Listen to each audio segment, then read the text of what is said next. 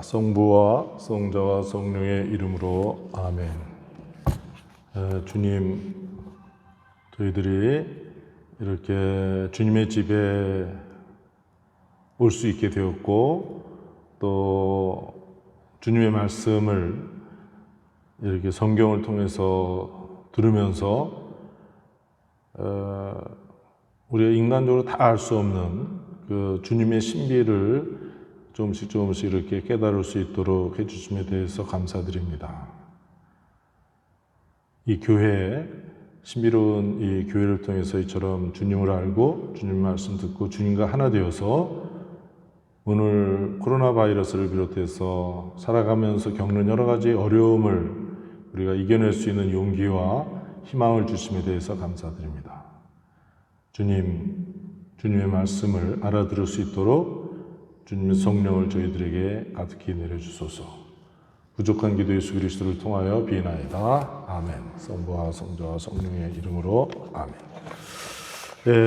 지금 저희들이 요한복음서를 같이 읽고 있는데, 이제 제가 소제목을 붙이다시피 7가지 표징, 가나의 혼인잔치부터 요한복음 11장에 나오는 죽은 라자로를 살리는 그러한 대목까지 7개 표징을 중심으로 요한복음을 이해하자, 함께 읽어나가자 하는 것인데, 그러면은 2장 1절부터 시작하는 그 가나의 혼인잔치에서부터 우리가 그 전에 공동 번역에서도 기적이라고 이렇게 번역했는데, 그러나 이제 기적이라고 번역하면 안 된다. 히라버로 세메이온이라고 하는데, 이건 표징이라고 따로 특별히 번역해야 된다 해서 이렇게 쓰고 있습니다. 특별한 용어인데, 요한복음에서 이제 이렇게 행동하시는, 물을 포도주로 만들고 죽은 사람을 다시 살리시는 이러한 예수님이, 근데 이분이 누구란 말이야? 이분은 어떻게 설명할 수 있는가? 그래서 우리가 1장 19절에서부터 51절을 통해서 예수님에 대해서 요한 성인께서 말씀하시는 내용을 우리가 듣고 있습니다. 이제 오늘은 이제 네 번째 이 요한복음 1장 19절에서 51절에 예수님에 대해서 이렇게 증언하고 있듯이, 바로 예수님은 하나님의 아들님이시다. 요한복음 1장 34절에 보면은 과연 나는 보았다. 그래서 저분이 하느님의 아드님이시라고 내가 증언하였다. 세례자가 얼마나 중요한 분인지 이루 말할 수 없습니다. 우리가 그리스도를 알도록. 그러니까 요한복음 1장 1절부터 18절에 나오는 그 말씀 찬가, 아주 특별한 그 찬가이죠. 그러고 나서 세례자 요한이 나타나서 계속 이처럼 예수님에 대해서 증언하고 있습니다. 나는 보았다. 그냥 뭐 이론으로만 갖고 얘기하는 게 아니에요. 나는 보았다. 저분이 하느님의 아드님이시라고. 그래서 저는 결국 중요한 겁니다. 예수님은 하느님의 아드님이시라고 하는 거. 제가 우리 등촌 삼동 성당에 주임 신부로 온 지 이제 1년 막 지났습니다. 작년 8월 27일 와서 끊임없이 교우들한테 물어봤잖아요. 예수님이 누구냐고. 처음에 사람들이 깜짝 놀랐죠. 갑자기 대답하라 그러니까. 저도 갑자기 예수님 누구야? 그러면 저도 대답할 때 좀 머뭇거릴 거예요. 그러나 계속 죽을 때까지 계속 우리가 서로 강조하고 마음에 담아줘야 되는 것은 바로 예수님은 하느님의 아드님이시다. 그러니까 우리가 성체를 받아 모십니다. 얼마나 중요한 순간이에요. 근데 성체, 예수님의 거룩한 몸, 예수님을 받아 먹는 거예요. 예수님을 받아 먹는 거예요. 그래서 하나가 되는 거죠. 내 몸속에 들어가서 하나가 되는 거 아닙니까?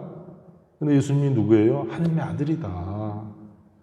그러니까 세례를 통해서 시작된 하느님의 아들이라고 하는 그 예수님과 하나 되어서 살아가는 것을 계속 지속시켜주는 것이 바로 성체 성사 아니냐.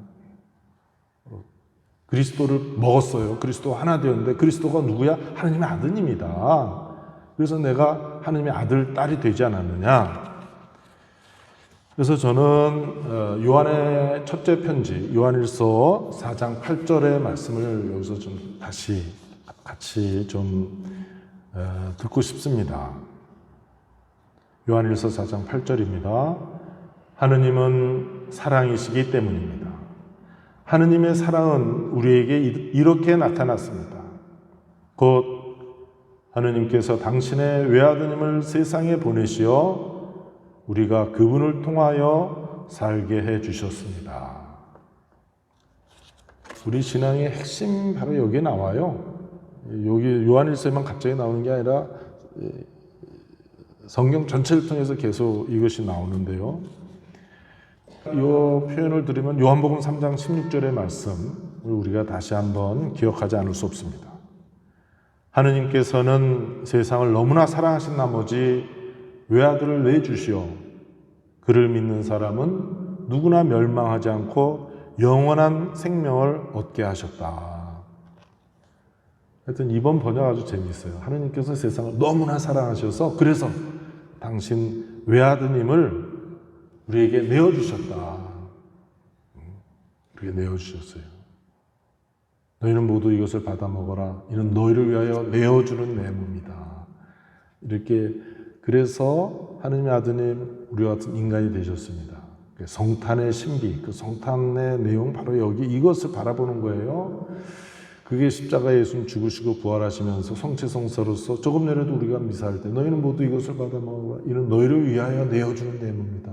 하느님 아버지께서 아드님을 이렇게 내어주시고 예수님 십자가에 돌아가시면서 끊임없이 우리에게 자신을 내어주시고 우리는 미사를 통해서 이 교회는 끊임없이 하느님께서 우리에게 하느님 자신을 내어주시는 그분을 만나서 하나가 되는 것이죠. 뭐 살면서 여러 가지 기쁘고 즐거운 일도 있어요. 고통스러운 일도 있고 힘든 일도 있습니다. 그러나 모든 것을 뛰어넘는 가장 중요한 사실은 바로 하느님께서 우리에게 하느님 자신을 내어주셨다는 거예요. 그래서 우리는 받아 먹었잖아요. 받아 먹었어요. 그거를 삼켜버렸습니다. 요한의 첫 번째 편지 요한일서 4장 15절 16절에 이와 같은 말씀이 나옵니다.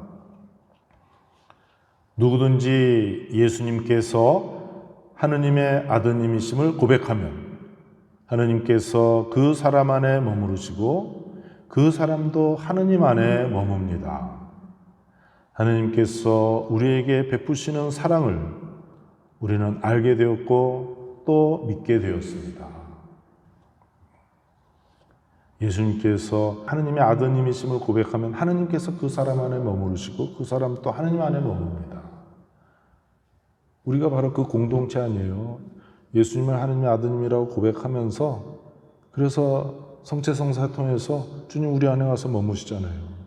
우리가 또 주님 안에서 머물고 그게 정점으로 해가지고 우리의 삶이 우리 삶 안에 우리 생활 안에서 그것이 계속되고 있지 않습니까? 바로 이것이 하나님의 사랑이다. 네, 다시 우리가 이번 강좌를 시작하는 출발점을 요한복음 맨 뒤에서 찾았죠. 요한복음 20장 31절 다시 한번 읽어보겠습니다.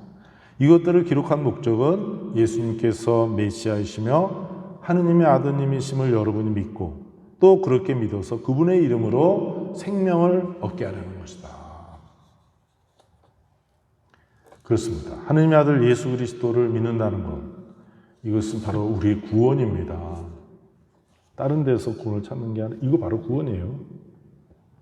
그래서 구원된 삶을 살아가는데 왜 이 모순이 있느냐? 그럼 이제 여러 가지 윤리, 도덕적 차원에서 이제 많은 이야기들을 할 수 있고 또 행동할 수 있겠죠. 그러나 가장 핵심적인 거, 우리는 구원을 어디서 찾느냐? 바로 그리스도 신앙이다. 바로 예수님은 하느님의 아드님이시다. 하느님 아버지께서 세상을 너무나 사랑하셔서 당신의 아드님을 우리와 똑같은 인간으로 보내주셨다. 그분이 어떻게 태어났어요? 베들레헴 마구간에서 태어났다. 어디서 사셨어요? 나자렛에서 그렇게 사셨다. 어떻게 활동하셨어요? 3년 동안 갈릴레아 호숫가를 중심으로 그렇게 활동하셨다. 공생활이라고 하죠. 그분이 어떻게 죽었어요? 십자가에서 죽었다. 그런데 부활하셨다. 이분은 바로 하느님의 아들이시고 우리가 그분을 믿어서 우리가 살면서 이 사람이 같이 사귀어 보니까 이거 믿을 사람이 못 되네 헤어지는 거 아니에요. 이 사람 믿을 만한 사람이네 우정과 사랑을 깊이 나누잖아요. 바로 예수님을 하느님의 아들로서 믿고 이분이야말로 우리를 구원하시는 분이시라고 믿는 것 그것 이미 구원이다. 하느님의 생명을 우리가 얻어 누리는 거다.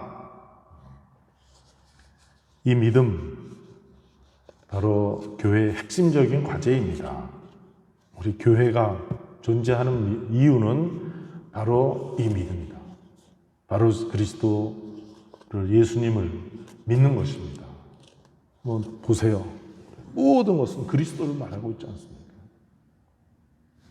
제대 그리스도잖아요. 그래서 저는 그냥 돌로 보면 안 된다고 생각해요. 그리스도를 여기서 표현하고 있지 않냐.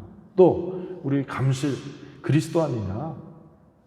십자가에 예수님 바라보게 돼 있잖아요. 바로 예수님을 바라보는 거예요.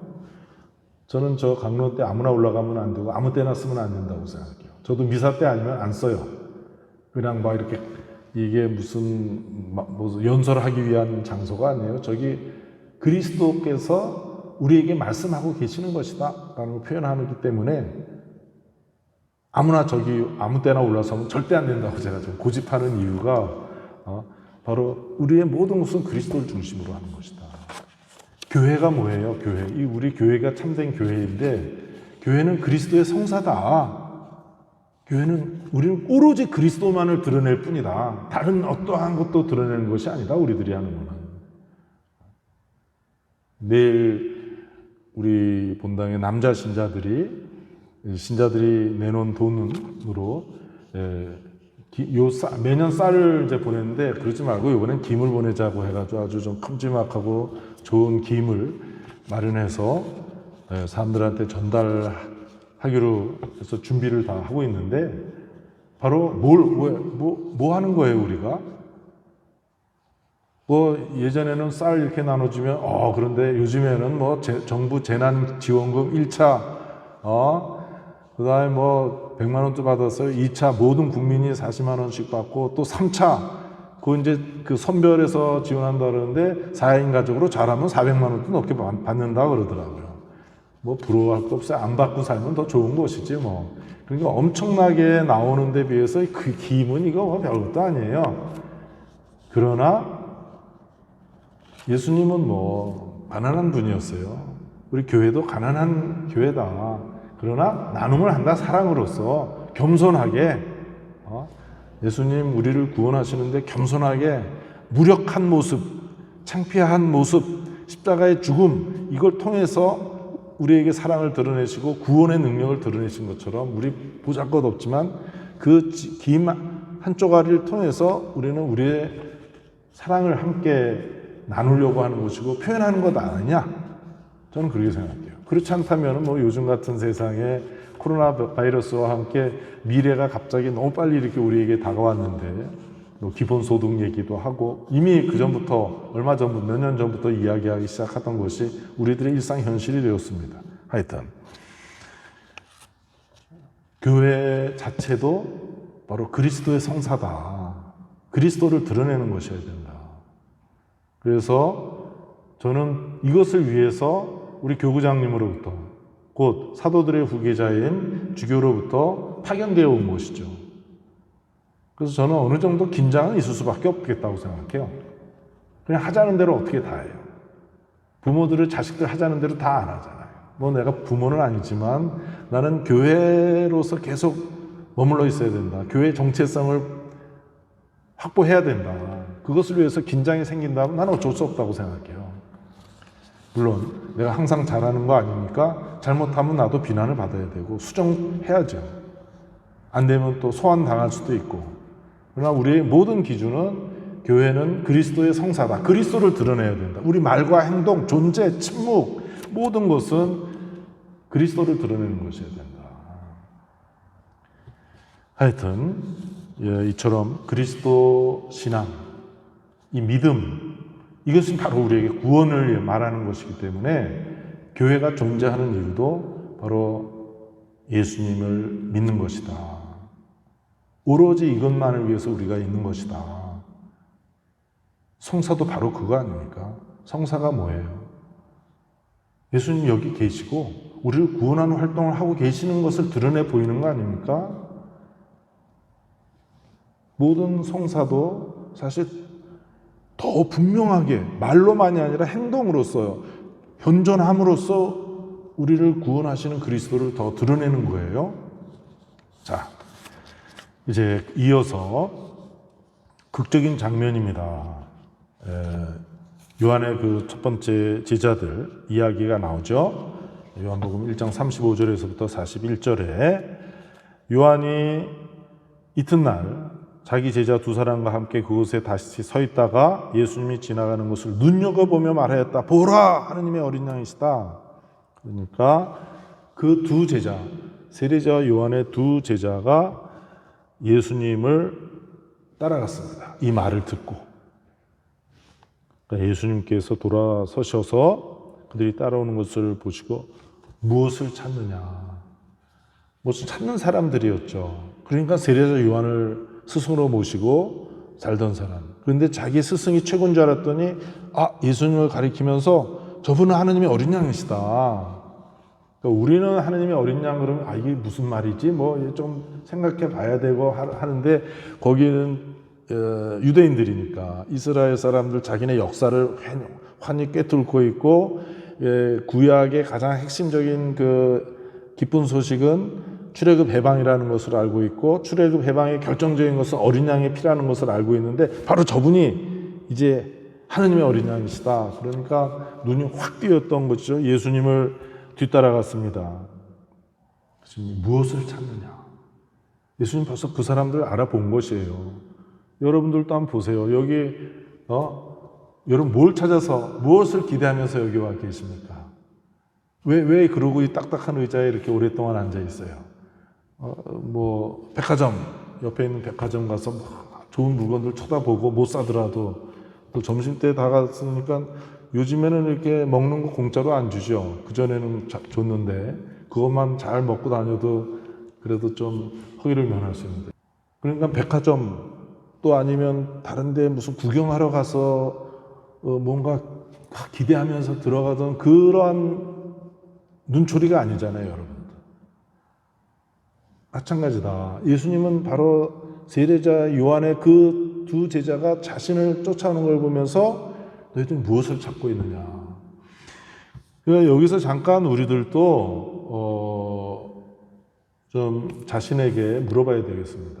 예수님 나에게 물어봅니다. 똑같이 무엇을 찾고 있느냐. 무엇을 찾고 있기에 이 코로나 바이러스 시대에 이렇게 불안하냐. 무엇을 찾으면서 살고 있었던 것인가 우리가. 여러분들 가정을 꾸리고 있고 또 대부분 가정주부로서 굉장히 중요한 역할을 하지 않습니까?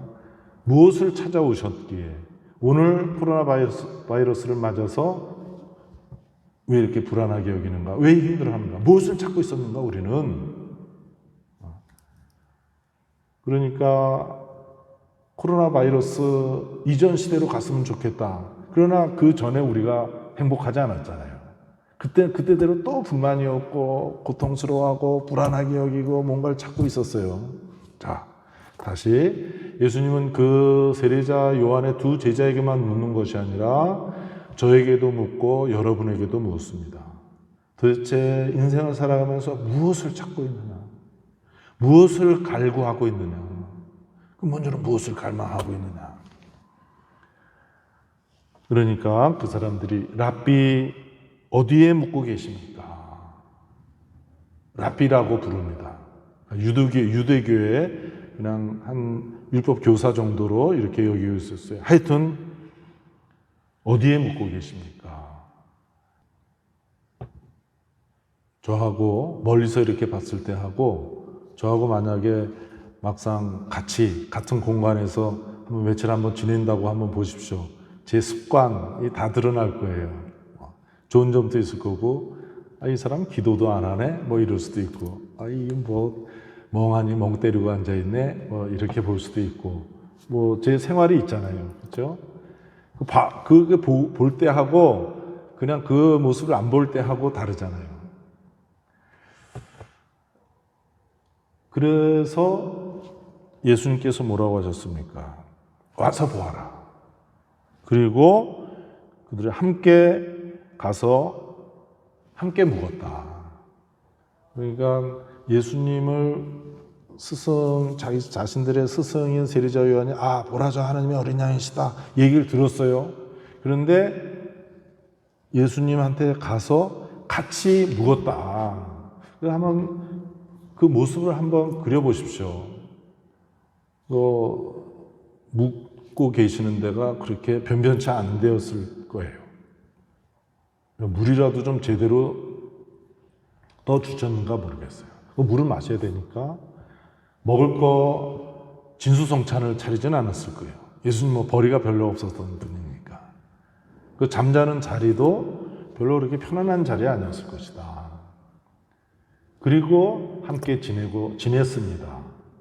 뭐 여기서 좀 머물러 있어야 될 것 같아요. 여러분들이 다음에 시간 나면은 집에서도 아니면 성당에서도 와서 그 시간에 이 제자들은 예수님과 어떻게 지냈을까? 그리고 그 다음에 이제 그 두 사람 중에 한 사람, 베드로의 동생 안드레아가 먼저 자기 형 시몬을 찾아서 가서 만나서 우리는 메시아를 만났어. 라비, 묵고 계시는 데가 어디입니까? 이렇게 궁금해한 채로 갔는데 예수님과 함께 머물고 나서 지금 번역은 이렇게 정직하게 우리는 메시아를 만났어 했는데 그전 공동 번역은 우리가 찾던 메시아를 만났어.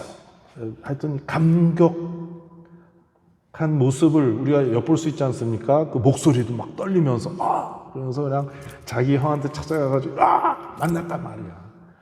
그러니까 그러면 그 사이에 무슨 일이 어떻게 벌어졌을까 한번 우리가 곰곰이 침묵 속에서 한번 그 모습을 찾아보시기 바랍니다.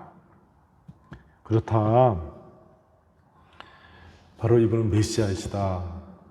히란 말로 그리스도, 우리를 구원해 주실 분, 메시아이시다. 그러니까 예수님이 누구냐? 메시아이시다. 어떤 메시아이신가? 아까도 읽었듯이 요한복음 20장 31절에 예수님은 하느님의 아드님이시요 그리스도이심을, 메시아이심을 우리가 믿어서 참 생명을 얻게 하려는 것이다. 그러니까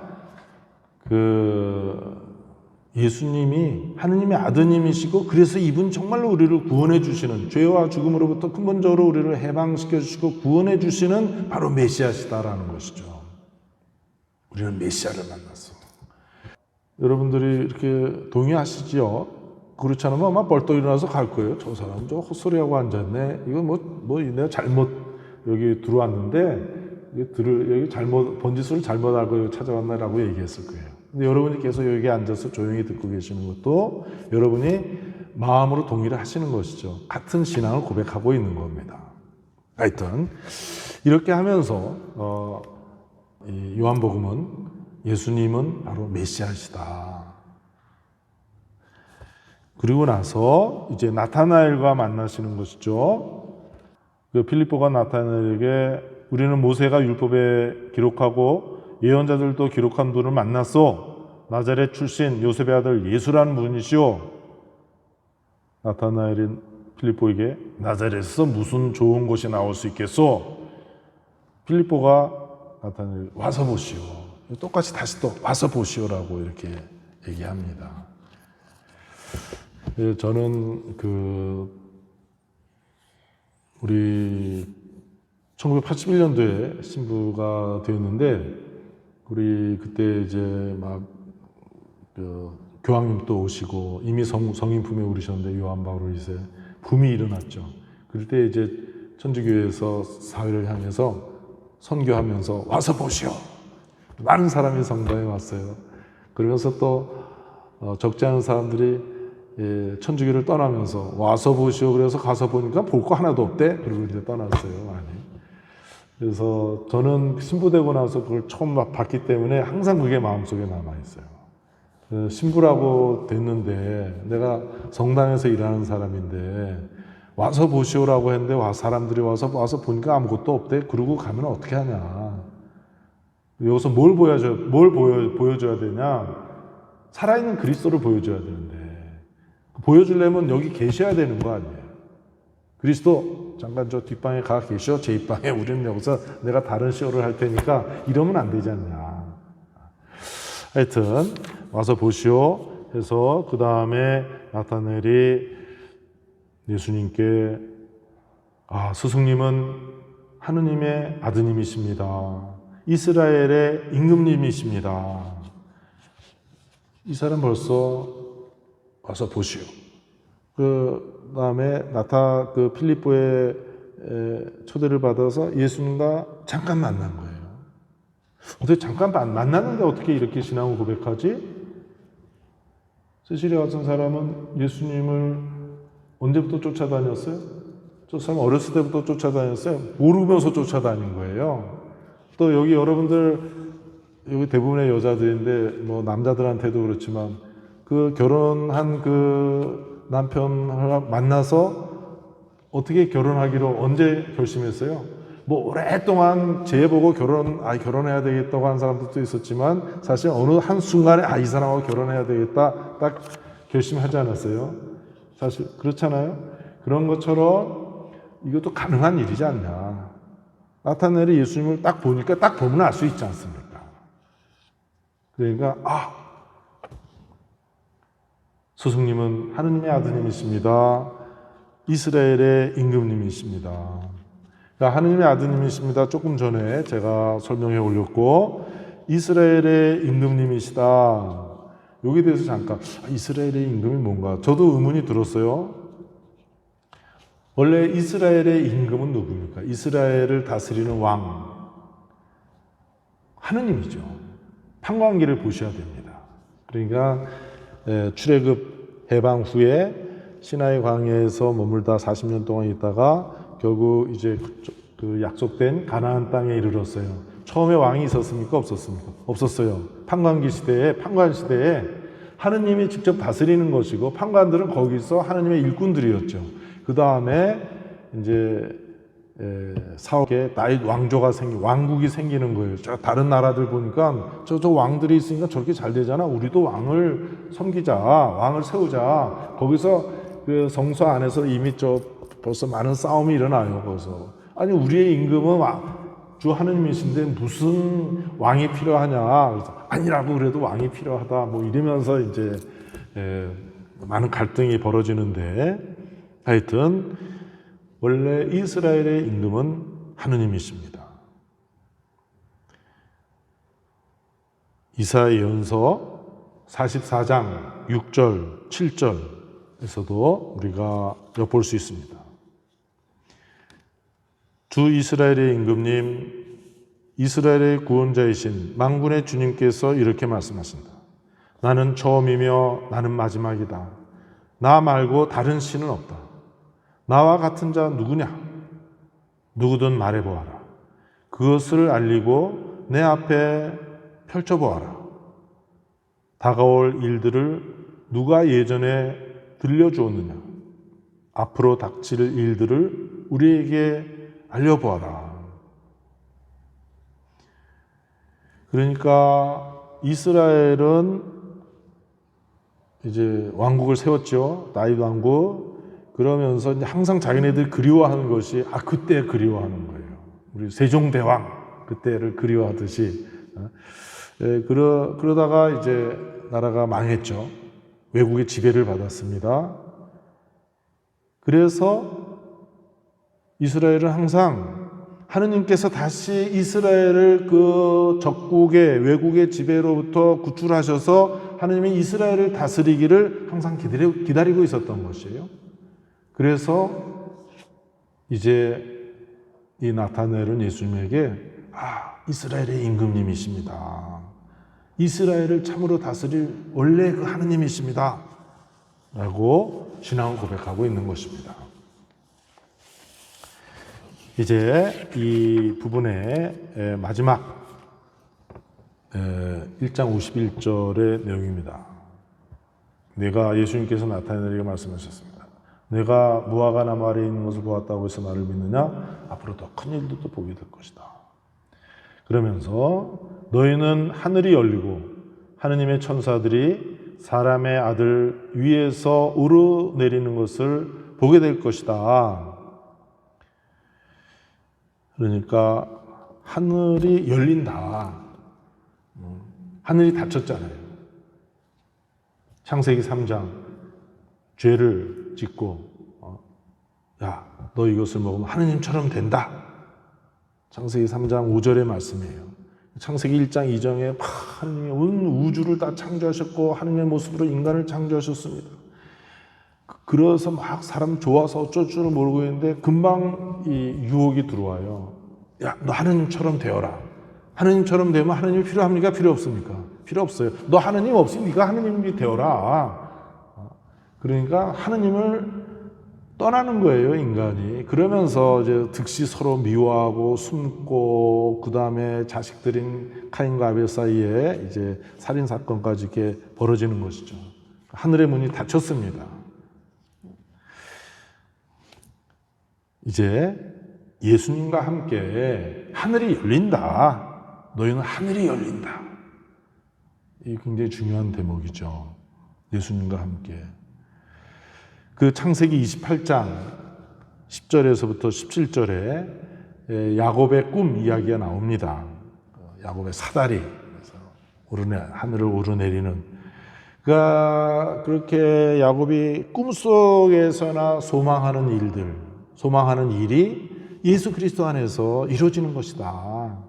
하늘이 닫혔었는데 이제 인간이 하늘로 돌아갈 수 없게 되었는데 이제 하늘을 찍고 이분이 내려오신 것이고, 그래서 이분이 다시 하늘로 올라갔잖아요. 승천이라는 그 표현이 바로 그것이죠. 그리고 또 예수님 다음에 올라갔잖아요. 누구 올라갔어요? 우리 어머니 승천하셨잖아요. 어머니 올라가면 우리는 어떻게 돼요? 야, 너희들은 그냥 있어. 나만 올라갈게. 성모 마리아께서 그러셨을까요? 어머니가 올라가시면 우리 다 안고 올라가시는 거 아니에요? 우리 교회는 어머니와 같은 이 교회, 성모 마리아의 품이라고도 말할 수 있지 않냐? 성모님이 올라가면서 우리도 올라가는 거 아니겠어요? 우리도 세례를 받고 그리스도와 함께 부활해서 어머니와 함께 우리도 천상의 삶을 한편으로는 누리고 한편으로는 또 이 땅에서 발을 딛고 이제 백발번뇌 속에서 우리가 살고는 있죠. 자, 이렇게 요한복음 1장 19절에서 51절 이 내용, 하늘이 열리고 천사들이 사람의 아들 위에 오르내리는 것을 보게 될 것이다 하고 이어서 그 다음에 뭐예요?